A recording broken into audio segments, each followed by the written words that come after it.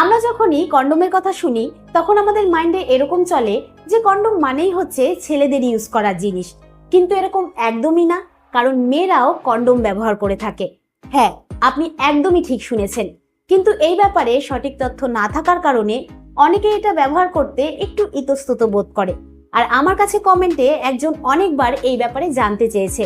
তাই আজকের ভিডিওতে আমি ডিটেলসে আলোচনা করব যে ফিমেল কন্ডোম দেখতে কিরকম হয়, এটা কিভাবে ব্যবহার করে, কেন ব্যবহার করে, আর এতে কোনো রকম প্রবলেম হয় কিনা। নমস্কার, আমি মাধুরী দাস, হেলথ কনসালটেন্ট। তো চলুন শুরু করা যাক।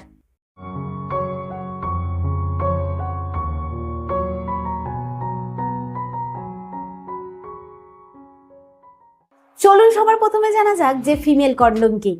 1980-র দশকে ডেনমার্কের চিকিৎসক ডক্টর লাসে হেসেল সর্বপ্রথম একটি ফিমেল কন্ডোম ডিজাইন করে, যেটা তৈরি হয়েছিল এক ধরনের নরম পলিথিন দিয়ে।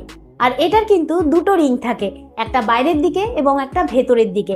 আর এটা সর্বপ্রথম ফেমিডম নামে পরিচিত হয়।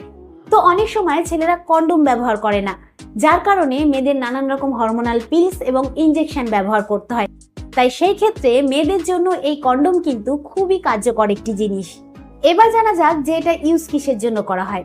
দেখুন, এটা তৈরি করা হয়েছে এর জন্য যাতে মেয়েরা মিলনের দ্বারা যে রোগগুলো ছড়ায় তার থেকে বাঁচতে পারে, ইনফেকশনের থেকে বাঁচতে পারে এবং অবাঞ্ছিত প্রেগনেন্সির হাত থেকেও বাঁচতে পারে। তো যদি এবার আপনি আমাকে প্রশ্ন করেন যে ম্যাডাম এটা দেখতে কিরকম হয় এবং কিভাবে ইউজ করে, তাহলে আমি আপনাকে একটা ডেমো দেখাচ্ছি।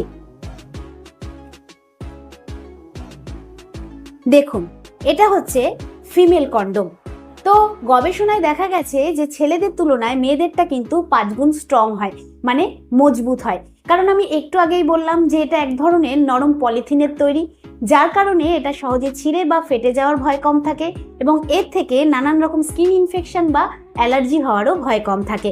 কিন্তু ছেলেদেরটা ল্যাটেক্স দিয়ে তৈরি হয়। ল্যাটেক্স মানে হচ্ছে প্রাকৃতিকভাবে রবার গাছের কষ থেকে তৈরি করা হয়, যার কারণে ছেলেদেরটা ছিঁড়ে বা ফেটে যাওয়ার ঝুঁকি থাকে এবং এর থেকে অনেক ছেলেদেরই প্রাইভেট পার্টসের স্কিনে অ্যালার্জি বা স্কিন ইনফেকশন হয়ে থাকে। আর আপনি দেখতেই পাচ্ছেন যে ছেলেদের তুলনায় কিন্তু মেয়েদের সাইজটা অনেকটা বড় হয়। আর নর্মালি কি হয় যে ছেলেদের দাঁড়ানোর পর তারপরে ছেলেদেরটা ব্যবহার করতে হয়, কিন্তু মেয়েদেরটা করার 5 থেকে 10 মিনিট আগেই ব্যবহার করা যায়। এতে মিলনে বিঘ্ন ঘটে না। আর এর মধ্যে যে দুটো রিং রয়েছে, এই একটা রিং এবং এই একটা রিং, এই রিংটা কিন্তু মেয়েদের প্রাইভেট পার্টসের ভেতরের দিকে থাকে, আর এই যে রিংটা রয়েছে সেটা মেয়েদের প্রাইভেট পার্টসের বাইরের দিকে থাকে। এবার এটা দেখে আপনার একটু অস্বস্তি ফিল হতে পারে এবং মনে হতে পারে যে করার সময় প্রবলেম হবে এবং সেরকম কোনো প্লেজার পাওয়া যাবে না, মানে আনন্দ বা মজা পাওয়া যাবে না। তাহলে সেক্ষেত্রে বলবো প্রথমবার ব্যবহার করার সময় একটু প্রবলেম হতে পারে, কিন্তু কয়েকবার ব্যবহার করার পর আর সেরকম কোনো সমস্যা হবে না। আর যদি প্লেজারের কথা বলি, তাহলে প্লেজারেও কিন্তু এটা সেরকম কোনো সমস্যা করে না। বরঞ্চ অনেক নারী এবং পুরুষেরা এটা মনে করে যে ফিমেল কন্ডোম ব্যবহার করার ফলে কিছুটা ভিন্ন এবং আলাদা অনুভূতি পাওয়া যায়।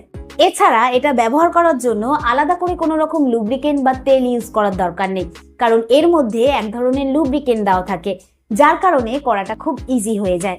আর ছেলেদের তুলনায় মেয়েদেরটা কিন্তু একটু দামি হয়, মানে দামটা একটু বেশি হয়। আর ছেলেদেরটা মার্কেটে নানান ধরনের পাওয়া যায়, যেরকম ডটেড, ফ্লেভার, আরো নানান রকম। বাট ফ্লেভার যে কন্ডোমটা রয়েছে সেটা কিন্তু শুধুমাত্র ওরাল সহবাসের জন্য তৈরি, মানে সেটাতে মুখ লাগালে সেরকম কোনো প্রবলেম হয় না। কিন্তু মেয়েদেরটা যে রয়েছে সেটা কিন্তু ওরালের জন্য তৈরি না। চলুন এবার জানা যাক এটা ইউজ করার পদ্ধতি।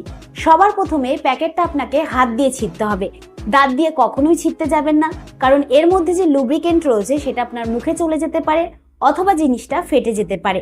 তাই প্যাকেটের ওপরে দেখবেন ছেঁড়ার একটা অপশন রয়েছে, সেখান থেকে টান দিলেই প্যাকেটটা ছিঁড়ে যাবে।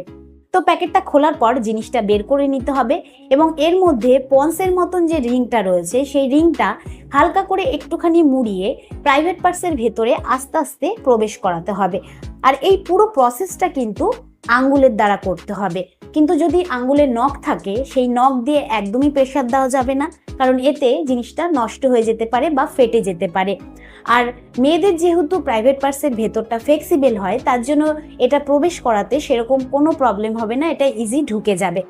বাইরের যে রিংটা দেখতে পাচ্ছেন সেই রিংটা কিন্তু মেয়েদের প্রাইভেট পার্টসের বাইরের দিকে এরকম ভাবে থাকে।